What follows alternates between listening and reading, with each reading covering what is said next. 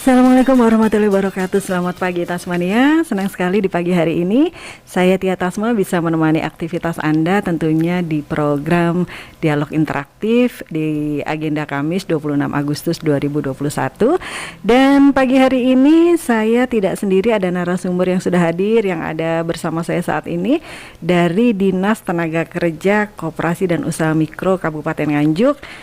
Ada kepala dinasnya langsung yang hadir pada pagi hari ini menemani saya selama 1 jam hingga nanti jam 10. Ada Bapak Supianto, Kepala Dinas Tenaga Kerja Koperasi dan Usaha Mikro Kabupaten Nganjuk. Selamat pagi, Assalamualaikum Bapak. Waalaikumsalam warahmatullahi wabarakatuh. Apa kabar Bapak? Alhamdulillah sehat. Sehat ini. Alhamdulillah. Dan untuk Anda Tasmania pendengar radio 99,40, kami tetap mematuhi protokol kesehatan, kami tetap memakai masker pada kesempatan pagi hari ini.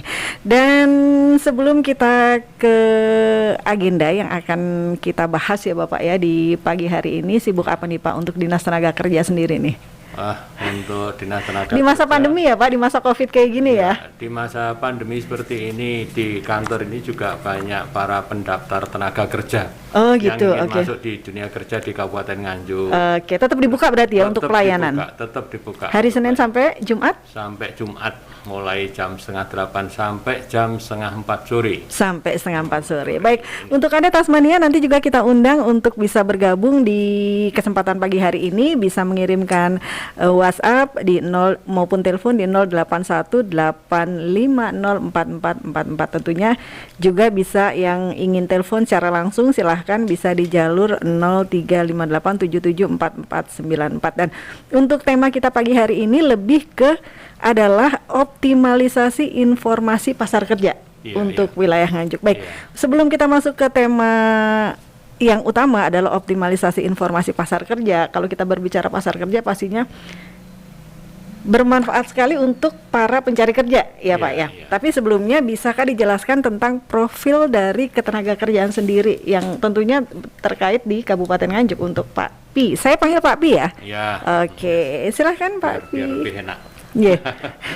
Terima kasih Mbak Tia. Jadi untuk profil ketenaga kerjaan di Kabupaten Nganjuk, bahwa Kabupaten Nganjuk itu jumlah penduduk usia kerjanya itu sangat luar biasa. Jumlahnya ya Pak ya. Jumlahnya itu mencapai 839.571. Ini adalah penduduk usia kerja. Antara range-nya usia berapa dan berapa tuh Pak? Kalau di Nganjuk sendiri ya? Di Nganjuk sendiri usia 18 sampai dengan 50. Oke, 50 masih dianggap produktif ya Pak ya untuk Nganjuk ya? Masih dianggap produktif. Berarti ada 839 sekian. Iya. Nah, dari jumlah penduduk usia kerja itu angkatan kerja kita itu yang seharusnya bekerja itu adalah 552.000 sekian. Yang seharusnya bekerja. Ini karena angkatan kerja. Ada juga yang bukan angkatan kerja itu sekitar 287.560.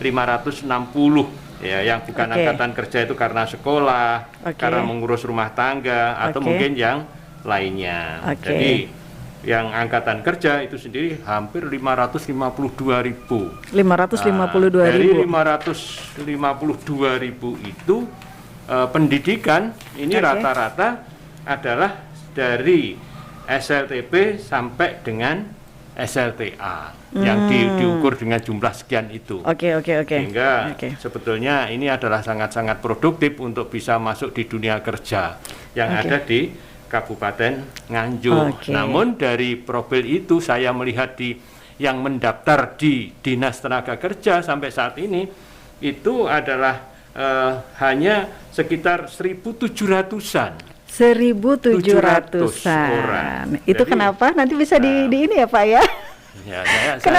Kenapa bisa seperti itu? Padahal untuk datanya sendiri itu akurat kan ya Pak pastinya ya dari data sekitar ini dari statistik ya. Dari statistik dari ya. BPS. Yeah. Dari BPS data ini adalah akurat yang setiap tahun itu selalu di-upgrade. Di-upgrade ya. Di-upgrade karena setiap tahun kan ada lulusan dari SLTP, SLTA, Iya. perguruan tinggi yang ada di Kabupaten Nganjuk ini yang masuk di data di sensusnya di Oke. BPS. Kalau yang tadi disampaikan Bapak bahwa yang daftar di dinas sekitar 1.700 itu mendaftar untuk mencari kerja melalui Dinas Tenaga Kerja Iya. atau seperti apa? Jadi ya yang 1.700 ini mereka yang mencari lowongan pekerjaan lewat Mencari dinas, Iya. lewat dinas tenaga kerja. Oke, oke. Nah, sedangkan yang lain ini sementara ini kan kalau dia merasa butuh saja itu Oke. butuh pekerjaan baru daftar. Sementara kalau suruh mendaftarkan terlebih dahulu ini rata-rata nggak dilakukan oleh para generasi muda kita lah. Enggak para- dilakukan atau pertanyaannya gini Pak Pi,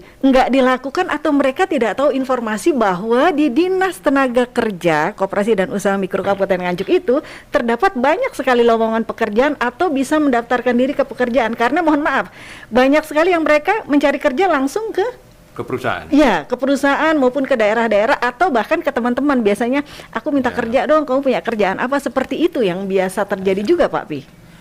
Sebetulnya untuk mendaftar ini, untuk mencari informasi untuk mendaftarkan di Dinas Tenaga Dinas Kerja Tenaga ini Kerja. nggak sulit karena kami selalu sosialisasi secara langsung kepada, khususnya itu adalah kepada bursa kerja khusus yang ada di sekolah-sekolah. Oke. Jadi sekolah-sekolah itu punya penyaluran tenaga kerja Iya. yang kami kerjasama dengan mereka untuk mendaftar mereka.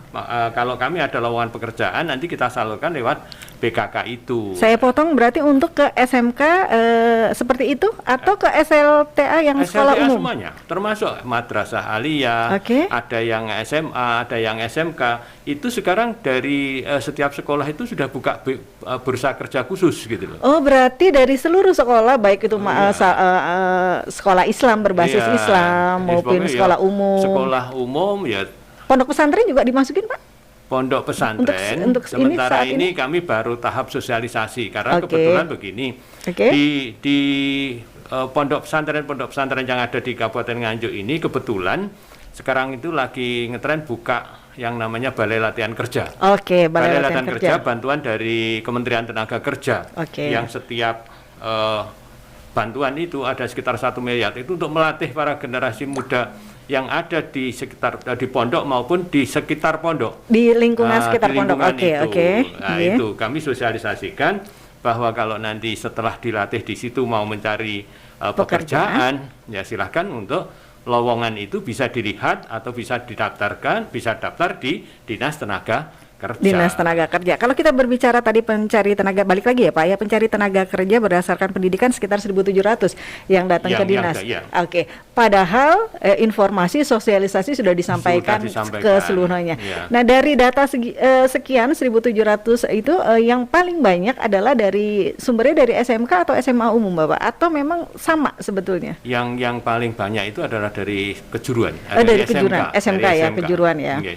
Oke. Dari SMK ini yang sekarang lagi, karena memang untuk anak SLTA itu yang SMK itu kan diharapkan untuk masuk di Melanjutkan. dunia kerja. Oke. Tapi kalau yang SMA itu harus harapannya keberhasilan satu sekolah itu kan sebetulnya kalau SMA itu berapa persen yang masuk di perguruan tinggi? PTN. Ya, itu kalau Iya, di PTN SMA. ya, oke. Ya, PTN maupun PTS Iya, ya, iya, nggak masalah. oke. Tapi Oke. kalau di kejuruan itu kan berapa persen yang masuk di dunia Oke, kerja. oke. Berarti sekitar 1.700 padahal sosialisasi yang, dan itu artinya masih jauh dari yang target ya Pak. Kalau Iya. target sendiri dari dinas berapa sih sebetulnya untuk penyerapan informasi? Ya kalau melihat dengan jumlah angkatan kerja yang ada, Iya, itu sekitar yang seharusnya bekerja 500-an itu ya? 525.000 sekian, Iya. itu paling tidak ya sekitar 75% dari mereka seharusnya terdaftar di sana. Harusnya Seharusnya 70%. terdaftar di sana. Ada kewajiban nggak sih Pak sebetulnya? Mungkin suatu saat dinas sendiri harus mewajibkan bahwa minimal kan itu akhirnya tujuannya adalah membantu ya Pak, Iya, meringankan membantu para mereka. pencari kerja itu sendiri. Iya. Ada nantinya diwajibkan nggak tuh Pak untuk datanya harus memang seperti itu?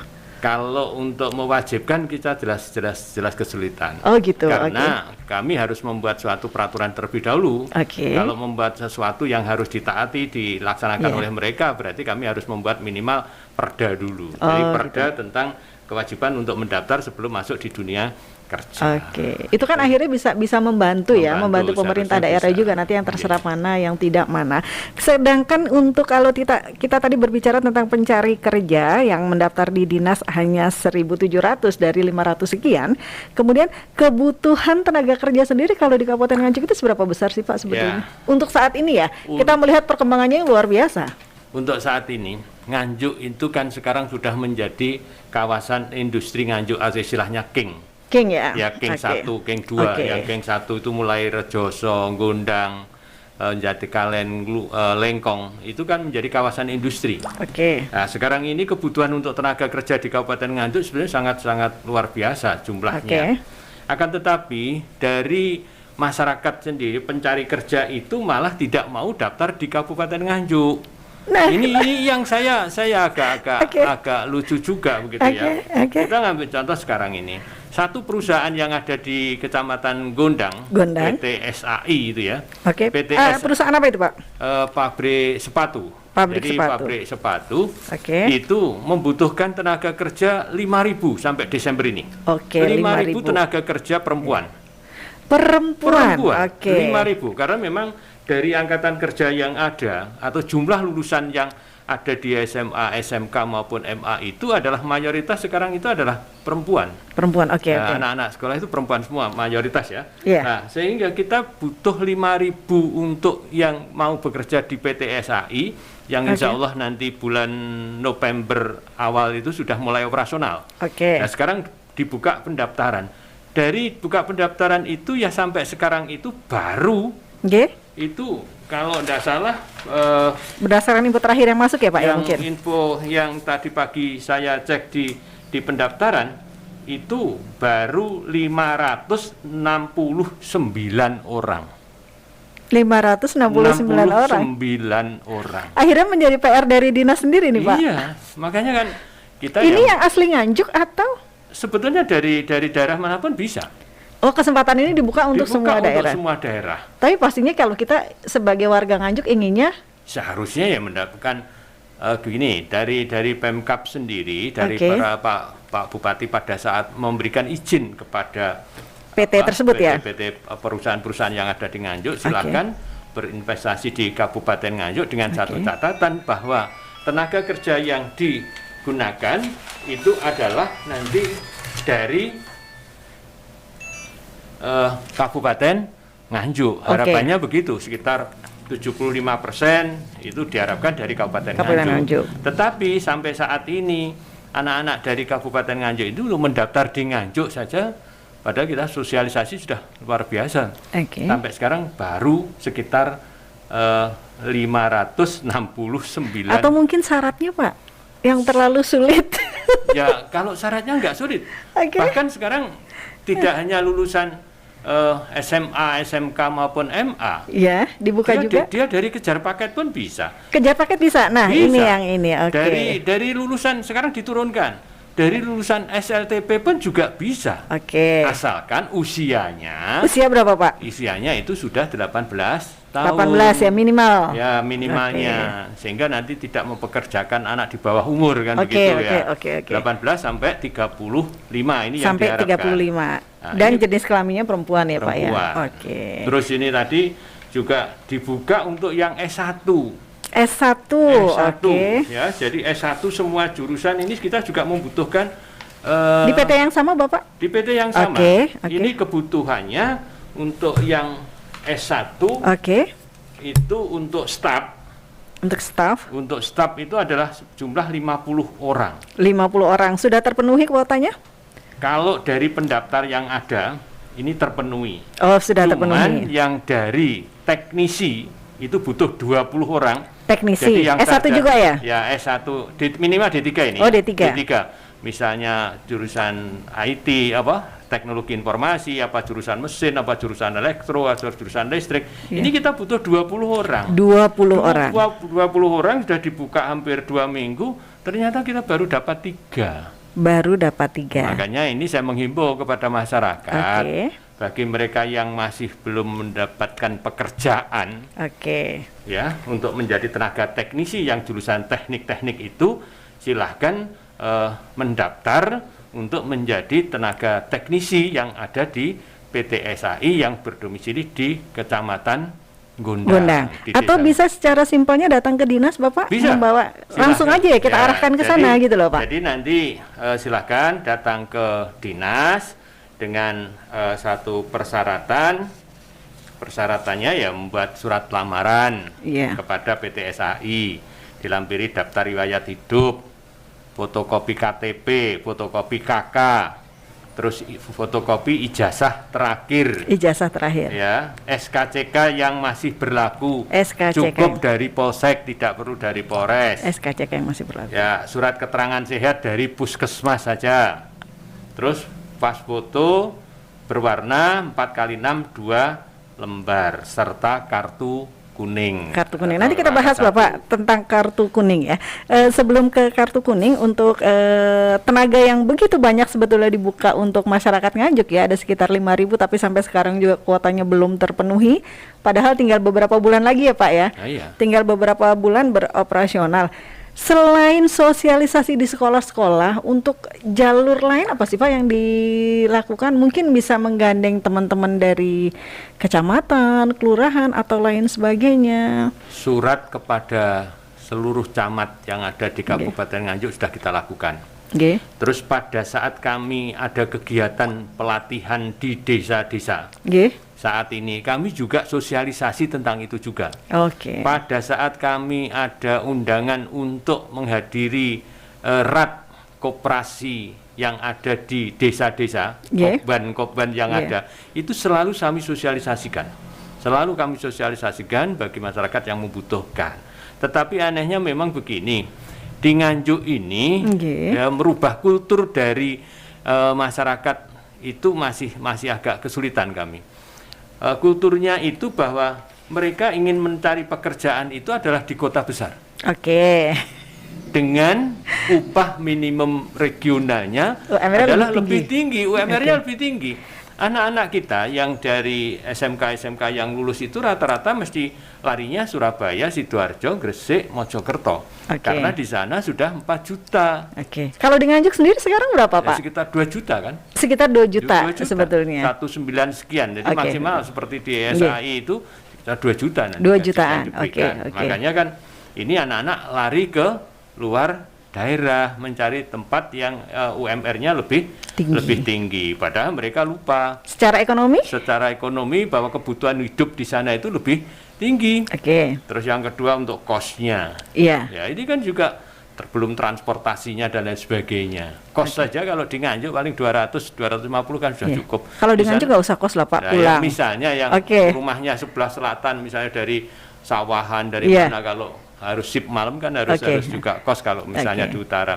Itu tapi biaya hidup di Nganjuk ini kan masih sangat ringan sekali. Masih ekonomis. Masih ekonomis dibanding Oke. ya seperti Mbak Tia sendiri kan di Surabaya nggak kerasan akhirnya juga larinya ke Nganjuk kan. Iya. Saya keluar Pak dari pabrik Surabaya. Nah, iya, buat apa di Surabaya kalau di Nganjuk ada yang lebih enak, Iya, betul. hidup lebih nyaman, Lebih bahagia, ekonomis, kan begitu, oke, gitu iya, loh. iya. Ini yang terjadi. Di samping itu dengan 2 juta itu kemarin kami ada penelitian bersama teman-teman media itu, kenapa masyarakat Nganjuk untuk daftar di Agak sulit melangkah agak ya? sulit melangkah. Nah, saya malah ya bahasanya rodok dintai gitu ya. Dintainya begini, Pak, wong saya itu pidil berambang saja 1 bulan bisa 4 juta kok. Ah. Dengan batasan waktu yang kami itu tidak dipaksa-paksa, tidak diatur dan lain sebagainya. Ini yang jadi kendala bagi kami, karena sekarang orang pidil berambang itu sambil ngomong anaknya bisa dan lain sebagainya. Ini lulusan anak-anak lulusan SMA loh yang kemarin kita wawancarai. Ternyata dia memilih pekerjaan yang lebih yang lebih nyantai menurut mereka. Oke. Ya, ini kan itu. kultur yang Iya, harus dirubah. Iya, lebih menerima Ya. dengan lingkungannya ya Pak ya. Baik Tasmania, nanti kita akan kembali lagi setelah yang satu ini, tetap di 99,4 Radio Tasma FM, cerdas dan solutif.